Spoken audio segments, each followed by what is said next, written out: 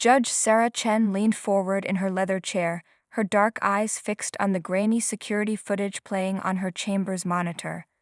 The timestamp read 11:42 p.m., 3 months ago. Real estate mogul James Barrett's distinctive silver hair caught the low light as he raised a crystal glass and a toast, surrounded by 3 city officials at the exclusive Cardinal Club. Their laughter was silent, but their body language spoke volumes of comfortable familiarity. Exactly 8 hours later, those same officials would unanimously approve Barrett's controversial Highland District development project. Chen pressed pause, rubbing her temples. After 15 years on the bench, she developed an almost uncanny ability to read people, and something about this case had felt off from the beginning. Barrett Development's proposal to revitalize the Highland District had displaced hundreds of families, many of whom claimed they'd been coerced into selling their properties for a fraction of their worth. The evidence against Barrett seemed solid: forged documents, falsified inspection reports, and dozens of witness statements describing systematic intimidation. Yet every time Chen reviewed the case files, subtle inconsistencies nagged at her. The signatures on the property transfers were too perfect, the paper trail too clean. It was as if someone wanted this case to be prosecuted, but only in a very specific way. A sharp knock interrupted her thoughts. Marcus Rivera, her new law clerk, burst through the door without waiting for a response. His usually immaculate tie was askew, and a thin sheen of sweat glistened on his forehead. "Judge Chen, we have a problem," he said, clutching a stack of papers. 3 key witnesses just recanted their testimonies. All of them. Within the last hour. Chen's spine stiffened. "Which ones?" "Maria Delgado, the community organizer; Thomas Wu, the former building inspector; and Sarah Martinez, the elderly woman whose testimony about Barrett's intimidation tactics made the front page last month." Marcus spread the documents across her desk. "They're all claiming they were confused or misunderstood the situations. Their new statements paint Barrett as a misunderstood businessman trying to help the community." All 3, simultaneously. Chen pulled the papers closer, scanning the remarkably similar language in each statement. Mrs. Martinez barely speaks English, yet her statement reads like it was written by a corporate lawyer. "That's not all," Marcus continued, pulling up local news websites on his tablet. "The Highland District Business Association just released a statement supporting Barrett. They're calling him a visionary developer and claiming the fraud accusations are politically motivated." Chen walked to her window, looking out over the city skyline. The Highland District was barely visible in the distance, a collection of modest buildings overshadowed by the gleaming high-rises of downtown. Soon, if Barrett had his way, it would be transformed into luxury condominiums and high-end retail spaces. "Marcus, get me everything you can find on these witnesses. Bank records, recent contacts, any sudden changes in their circumstances, and I want to know who was present when they made these new statements." "Judge, if I may?" Marcus hesitated. "The defense will file a motion to dismiss first thing tomorrow, with the main witnesses recanting." "I know." Chen turned back to her desk, replaying the security footage. She froze the frame on Barrett's face, caught mid-laugh. "But witness intimidation is still a crime, even when it's done legally. Something bigger is happening here, Marcus. This case that looked like a straightforward fraud prosecution just became a much more dangerous puzzle." As if to underscore her words, her computer chimed with a new email. The sender was anonymous, the subject line empty. The message contained only an address in the Highland District and 5 words: "The truth isn't what you think." The anonymous email's address led Judge Chen to a derelict strip mall on the outskirts of the Highland District. At midnight, the empty storefronts stared back at her like hollow eyes, their windows covered with sun-faded "For Lease" signs. She sat in her car, engine off, staring at the building while rain tapped steadily against the windshield. Something about the location tugged at her memory. Chen pulled out the case files she brought, spreading them across her passenger seat. The streetlight cast just enough glow to read by. As she flipped through Barrett's property acquisitions, a familiar address jumped out at her: 1242 Maple Street, Suite C. Her hands began to shake. 20 years ago, this same strip mall had housed Golden Dragon, her parents' restaurant. the business they'd built over 15 years, working 16-hour days, 7 days a week. The business they'd lost to a smooth-talking developer named Richard Wong, who'd promised to renovate the property and bring in more customers. Instead, Wong had forced them out through a series of calculated moves, mysterious health code violations, sudden rent increases, and finally, a contract filled with hidden clauses that stripped them of their ownership rights. By the time they realized what had happened, it was too late. The restaurant was gone, and with it her parents' life savings. Chen got out of her car, rain be damned. She walked to Suite C, wiping condensation from the window to peer inside. The space was gutted, but she could still see it as it had been. The red lanterns her father hung every New Year, the counter where she'd done her homework after school, the round tables where regular customers became family friends. A sudden flash of headlights made her duck into the shadows. A black Mercedes pulled into the lot, its wipers clearing sheets of rain. Through the weather-streaked glass, Chen recognized Michael Wei, Barrett's accountant, entering Suite E with a briefcase. The same Michael Wei who'd appeared in court last week, testifying about Barrett Development's legitimate business practices. Chen waited until Wei left before picking the lock on Suite E, a skill she'd learned during her public defender days. Inside, the office appeared recently abandoned. Empty filing cabinets stood open, shredded paper overflowing from trash bins. But they'd missed something in their haste. A single document had slipped behind a cabinet. Her phone's flashlight revealed it to be a property transfer agreement from 20 years ago. Her heart stopped when she saw the signature at the bottom, Richard Wong. But beside it was another signature she recognized from the current Barrett case, Michael Wei, listed as financial consultant. Chen photographed the document with trembling hands. The scheme was identical. Target struggling businesses, manufacture problems, force owners to sell. Wong, Wei, Barrett, they were all connected. This wasn't just about the Highland District. It was a decades-long operation that had destroyed countless families, including her own. Back in her car, Chen called Marcus. "I need everything you can find on Richard Wong and his connections to Barrett Development. And Marcus, be careful who you talk to." This case just became personal. As she ended the call, her phone buzzed with a text from an unknown number. "Your parents' restaurant was just the beginning. Walk away, Judge Chen. Some pasts should stay buried." They were watching her, and now they knew she was connecting the dots. Chen started her car, her mind racing. She thought this case was about justice for the Highland District. Now she realized it was also a chance to right a wrong that had haunted her family for 20 years, if she could stay alive long enough to do it. Judge Chen's morning routine was interrupted by a single manila envelope among her mail, unmarked except for her home address typed in courier font. No return address. Inside, she found a USB drive wrapped in a note from Thomas Fuller. "If you're reading this, I'm already dead." Her coffee grew cold as she stared at the drive. Thomas Fuller had been a city planning official who died last month, an apparent suicide, found in his car with a pipe running from the exhaust. Chen had read about it, noting how quickly the case was closed despite Fuller's reputation as a meticulous, by-the-book bureaucrat. After running a virus scan, she plugged in the drive. Fuller's face filled her screen, his usually pristine appearance disheveled. Dark circles shadowed his eyes as he spoke. "If you're watching this, I'm dead, and despite what the papers say, it wasn't suicide." Fuller's voice trembled. "I'd spent 15 years in city planning, and for most of that time I was proud of my work. Until Barrett Development came to town." He detailed a sprawling network of corruption: judges who rubber-stamped demolition orders, police officials who ignored harassment complaints, city inspectors who fabricated violations. All orchestrated by James Barrett, but reaching into every corner of city government. "They'd approached me 6 months ago," Fuller continued.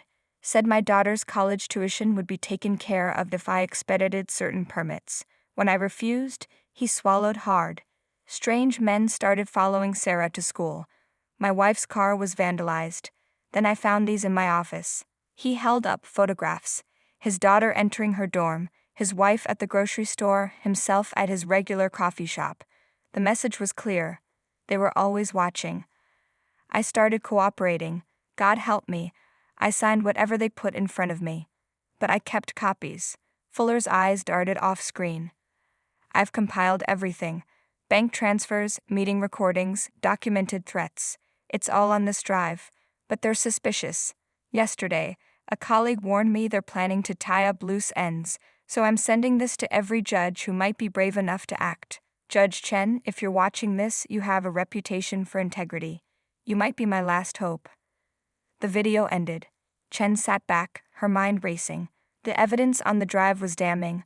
Offshore accounts, shell companies, blackmail material on city officials. Behind Barrett's legitimate business empire lay a sophisticated criminal organization that didn't hesitate to eliminate threats. A sudden noise made her jump. Through her kitchen window, she spotted a black SUV parked across the street, its engine running. As she watched, a man in the passenger seat raised a camera with a telephoto lens. Her phone rang. Marcus. Judge, I found something about Richard Wong. He didn't just disappear after the restaurant scandal. He was found dead in his car 3 months later. Carbon monoxide poisoning. The police ruled it suicide. Chen finished, her blood running cold. Marcus, I need you to do something for me, but tell no one. There's a safety deposit box at First National, keys in my chamber's desk. If anything happens to me. Judge, you're scaring me. Everything on this USB drive needs to come to light, she continued. But we have to be smart. They've already killed to keep this quiet. She watched the SUV's windshield wipers beat steadily against the rain. Meet me at the courthouse early tomorrow. We need to find a way to expose this through proper channels, or we'll both end up as tragic headlines. After hanging up, Chen made 3 copies of the drive's contents, hiding them in separate locations. As darkness fell, she sat in her living room with the lights off, watching the SUV. She'd sworn an oath to uphold justice, but now justice might cost her everything, including her life. The pre-dawn quiet of the courthouse parking garage was shattered by the click of Chen's heels against concrete. She'd arrived 2 hours early, taking a circuitous route to ensure she wasn't followed. Marcus waited in the shadows near the service entrance, his usual polished appearance replaced by obvious exhaustion. Did you bring it? Chen asked. Marcus handed her a thick manila envelope. Everything I could find on Barrett's previous developments. But the interesting stuff came from someone else. He glanced around nervously. Yesterday, after you called, I was approached by a woman named Diana Torres. She runs a tenant rights organization. The one that was discredited last year. Chen remembered the headlines. A prominent advocacy group destroyed by scandal, its leaders accused of embezzling funds meant for low-income families. The accusations were fabricated, Marcus said. Diana's group had been documenting Barrett's activities for years. Every time they got close to exposing him, something would happen. Mysterious break-ins, corrupt officials burying evidence, witnesses suddenly changing their stories or disappearing altogether. They took the service elevator to Chen's chambers. Once inside, Marcus spread out Diana's documents across the desk. Photographs showed Barrett's security teams patrolling targeted neighborhoods, their presence more threatening than protective. Records detailed mysterious fires that conveniently destroyed historic buildings Barrett wanted to demolish. Spreadsheets tracked the pattern. Whenever Barrett announced a new development, local crime rates would suddenly spike, property values would plummet, and longtime residents would find themselves pressured to sell. Diana's group operated like an underground railroad, Marcus explained. They helped threatened residents relocate safely, preserved evidence, and mapped the network of corruption. But last June, their office was raided. Police claimed to find financial irregularities, but the only things taken were files related to Barrett. Chen studied a particularly disturbing photograph. Barrett shaking hands with Chief Judge William Harrison at a private airstrip. The timestamp showed last summer, exactly when Harrison had begun assigning sensitive real estate cases to specific judges. Where's Diana now? Chen asked. In hiding, but she gave me this. Marcus pulled out a burner phone. She said to call if we need help. Her network's still active, just more careful now. Chen was about to respond when her office phone rang. The caller ID showed her mother's nursing home. Her stomach dropped. It was 4 hours before they usually called. Judge Chen? The nurse's voice was tense. Your mother had an unexpected reaction to her medication this morning. She's stable now, but the implied threat was clear. They could reach anyone. After hanging up, Chen turned to Marcus. I need you to get my mother moved to a different facility. Use Diana's network, somewhere they can't trace. Already on it. Marcus's fingers flew over his phone. But Judge, there's something else you need to see. He pulled up a video on his tablet. Security footage from the courthouse parking garage showed Chief Judge Harrison meeting with Barrett late at night. The audio was faint but clear enough. Chen's becoming a problem. Like Fuller was. When was this? Last night. Marcus looked up grimly. They're planning something, and soon. Chen walked to her window, watching the city wake up. Somewhere out there, Diana Torres and her network were fighting the same battle, protecting vulnerable people from Barrett's machinery of corruption. They'd been playing defense for years. Maybe it was time to go on the offensive. Marcus, contact Diana. Tell her we need everything, every scrap of evidence, every witness willing to come forward, every connection they've mapped. If we're going to expose this, we need to do it all at once. No loose ends they can tie up. It's dangerous, Marcus warned. Chen thought of her mother, of Fuller's daughter, of all the families displaced by Barrett's empire of corruption. Sometimes justice requires risk. We just have to make sure the truth hits them harder than they can hit back. The first sign of trouble was the janitor. Chen always arrived at 6:30 a.m., and Miguel had cleaned her chambers at 9 p.m. for the past decade. But today, at 6:15 a.m., she spotted an unfamiliar man in maintenance coveralls leaving her office, pulling on leather gloves that seemed too expensive for a cleaner. Her key turned in the lock, but the door was already open. Inside, her chambers had been systematically ransacked, not in the obvious way of common burglars, but with surgical precision. File folders were slightly misaligned, her desk drawer was ajar by mere centimeters, and her computer's power light blinked, indicating recent activity. Chen reached for her phone to call security, then stopped. If Barrett's people had infiltrated the courthouse maintenance staff, who else was compromised? She pulled on latex gloves from her desk and began a careful inventory. The USB drives containing Fuller's evidence were safe, hidden in a hollowed-out law book. But her computer. Judge Chen. Marcus appeared in the doorway, his face ashen. The ethics committee is convening. Emergency session. They're asking for you. Now.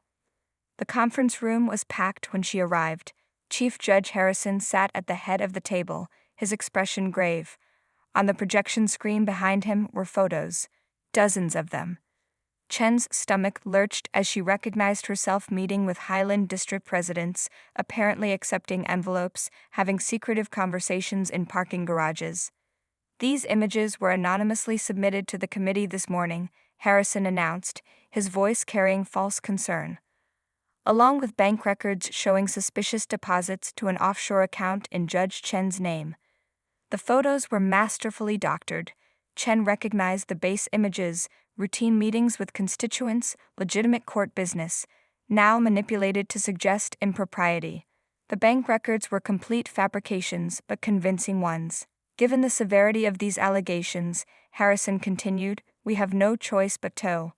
Chen's phone buzzed. A text from an unknown number. Back off, or the next story will be about the judge who took bribes to save her parents' restaurant. We own your past, present, and future. They weren't just trying to remove her from the Barrett case. They were destroying her credibility before she could expose their operation. Any evidence she presented now would be dismissed as desperate attempts to deflect from her own corruption. Judge Chen. Harrison's voice dripped with manufactured sympathy. Do you have anything to say in your defense? She stood slowly, buying time. Direct denial would look desperate. Revealing Fuller's evidence now would get it buried in ethics investigations. She needed a different approach. I move for an independent investigation, she said clearly, not by the State Board, but by the Federal Judiciary Oversight Committee. Harrison's mask slipped for just a moment, showing a flash of concern. Federal investigators would be harder to control. That won't be necessary, he began, but Chen pressed on. Given the sophisticated nature of these allegations and the technical expertise needed to verify digital evidence, we need federal resources. Unless, she met Harrison's eyes directly, there's some reason you'd prefer to keep this internal. The room tensed. Everyone present understood the subtle power play. If Harrison refused, he'd appear suspicious. If he agreed, federal investigators might uncover more than Barrett's people had bargained for. "We'll take it under advisement," Harrison said tightly. "For now, you're suspended from all active cases pending." "I'll save you the trouble," Chen interrupted. "I'm recusing myself from the Barrett case." She gathered her papers, adding quietly, "Though I suspect this committee will soon have larger concerns than my alleged indiscretions." As she left the courthouse, Chen spotted Diana Torres watching from across the street. Their eyes met briefly, and Diana gave an almost imperceptible nod. The underground network was in motion. Barrett and his allies thought they'd won, but they'd just given Chen exactly what she needed: freedom to investigate without the constraints of her judicial position. Sometimes, she reflected, you had to lose the battle to win the war. Diana Torres's safe house was a converted church basement in the old Italian district. Chen sat at a folding table, surrounded by walls covered in photos, documents, and red string connecting seemingly unrelated events. Marcus stood beside her, while Diana paced, her silver-streaked hair pulled back severely. "We've been tracking Barrett's operation for 5 years, Diana explained, pointing to a complex diagram. "At first we thought it was just aggressive gentrification, then we started following the money." She pulled up financial records on a laptop. "Barrett doesn't just flip properties. He's a cleaner for international criminal organizations. They need to launder billions in dirty money, and what better way than through real estate?" The pattern was elegant in its complexity. Criminal organizations would create shell companies that bought Barrett's properties at massively inflated prices. The properties would be renovated using contractors who were also part of the money laundering scheme. Finally, legitimate businesses, often high-end retailers or luxury condos, would provide a steady stream of clean money back to the criminal enterprises. "But that's just level 1, Marcus added, pulling out documents from Fuller's USB drive. "Barrett needed political protection for this to work. Look at these offshore accounts."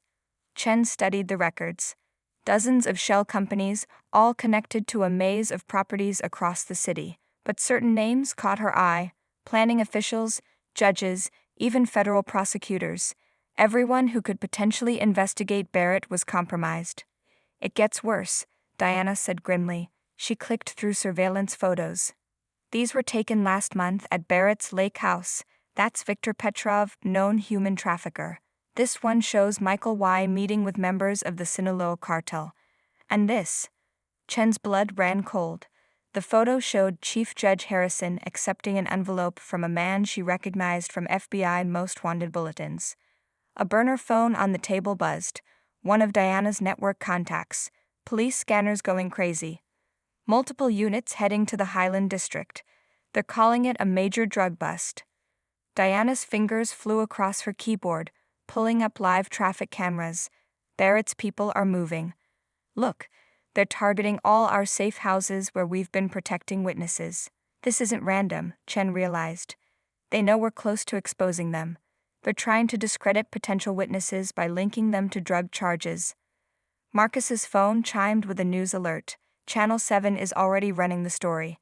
"Major crime ring uncovered in Highland District.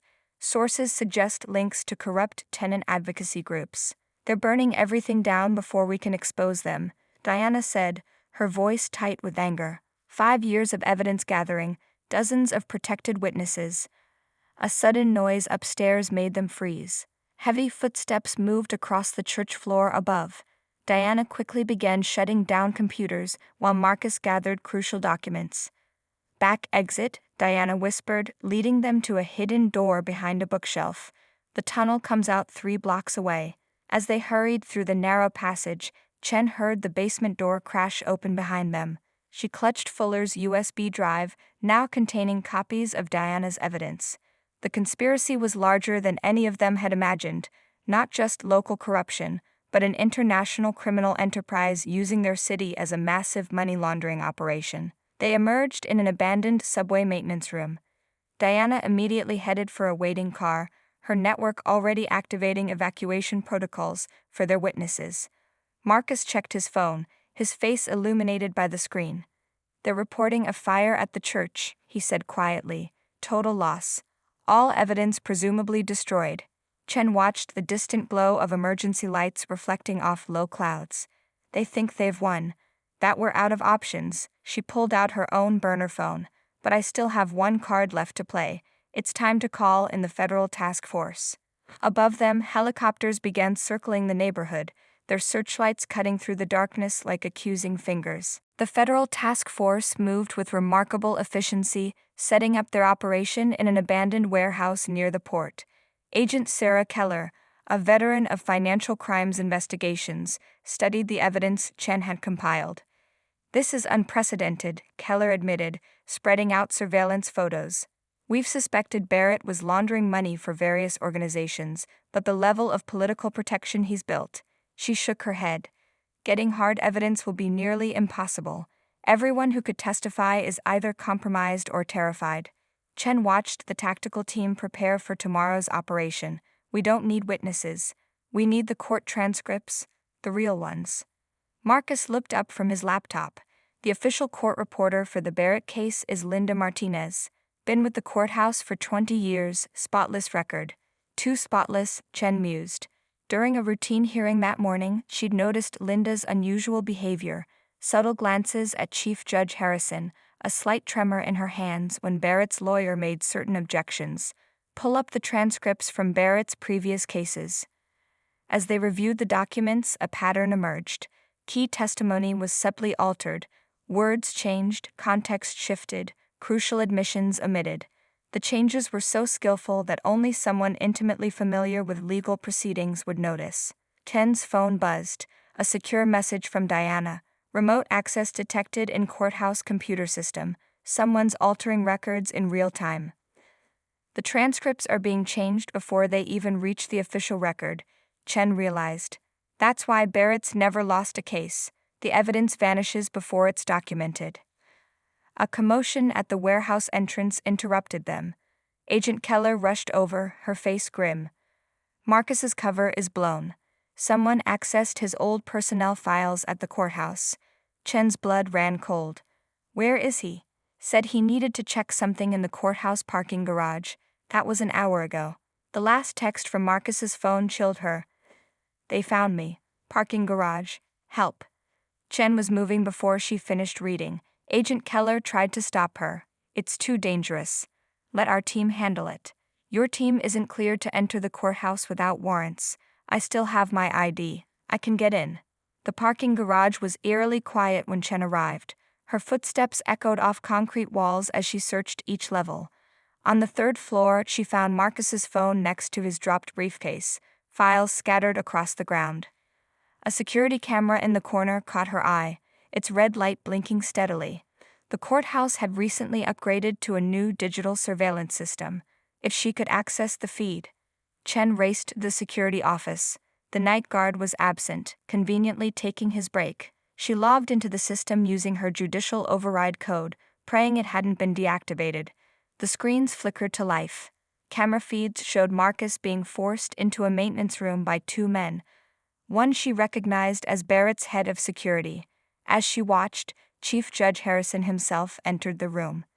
Chen's fingers flew over the keyboard, backing up the video feed to a secure server. But something else caught her attention. The court reporter, Linda Martinez, was also in the building, accessing the computer system in her office. "Got you," Chen whispered. She routed the surveillance feed to Agent Keller's phone, then headed for the maintenance room. But as she rounded the corner, she came face to face with Barrett himself. "Judge Chen," he smiled coldly. "How unfortunate. Now we'll have to clean up two loose ends." Behind him, more footsteps approached, his security team cutting off her escape route. Chen backed away, her mind racing. She had evidence of the transcript alterations, proof of Marcus's abduction, and a direct feed to the FBI. But none of that would matter if she didn't survive the next few minutes. Her phone buzzed one last time. "Agent Keller, hold on. Team en route." Chen straightened her spine, facing Barrett. Sometimes she realized justice required more than evidence. Sometimes it required being brave enough to stall for time, even with a gun pointed at your head. Barrett's finger tightened on the trigger as Chen backed against the maintenance room door. "You should have stayed in your lane, Judge. Some people are above the law." "No one is above the law," Chen replied, her voice steady despite her racing heart. That's why you had to buy so many judges, wasn't it? Because deep down, you know the law will eventually catch up to you. A muffled sound came from behind the door. Marcus still alive. Chen's mind raced, calculating angles, timing, possibilities. The security feed was still streaming to Agent Keller, but the FBI team wouldn't arrive in time. You know what your problem is, Barrett? You're so used to buying people, you don't understand those who can't be bought. She took a deliberate step forward. Like Thomas Fuller, like Diana Torres, like my parents, who lost everything but kept their integrity. Barrett's smile faltered slightly. Behind him, his security team shifted uneasily. The courthouse cameras were rolling, capturing every word. You want to know what I discovered in those transcripts? Chen continued, taking another step. Pattern recognition. Every case you won, every deal you made, it all leads back to the Cardinal Club. June 15th, 2023. The night you met with the cartel leaders to set up your laundering operation. Barrett's eyes widened. That meeting hadn't been in Fuller's evidence or Diana's files. Chen was bluffing, but she'd seen enough of Barrett's operation to make it sound convincing. Full surveillance footage, audio, account numbers. Everything's already with the federal task force.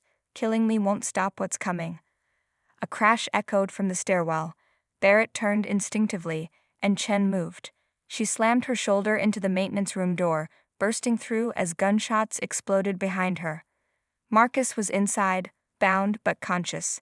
Chief Judge Harrison stood frozen, his own gun half raised. Federal agents, drop your weapons. Agent Keller's team swarmed in from both directions, catching Barrett's group in a crossfire. Barrett himself tried to run but made it 3 steps before being tackled by tactical officers. In the chaos that followed, Chen found herself sitting on the concrete floor beside Marcus, watching Harrison and Barrett being led away in handcuffs. How did you know about the Cardinal Club meeting? Marcus asked as paramedics checked him over. Chen smiled tiredly. I didn't, but men like Barrett, they need to brag. I just had to make him think his perfect crime had been witnessed. Dawn was breaking by the time the arrests were finished. 37 indictments across the city government, judiciary, and police force. Barrett's international connections led to coordinated raids in 3 countries. The evidence Chen had gathered, combined with Diana's documentation and Fuller's files, exposed one of the largest money laundering operations in the city's history. 1 week later, Chen stood in front of the old Golden Dragon restaurant. The building would be seized under civil forfeiture laws, along with Barrett's other properties, but this one would have a different fate. The Community Legal Center opens next month, Diana said, standing beside her. Free legal aid for families fighting predatory development. Seems fitting, don't you think?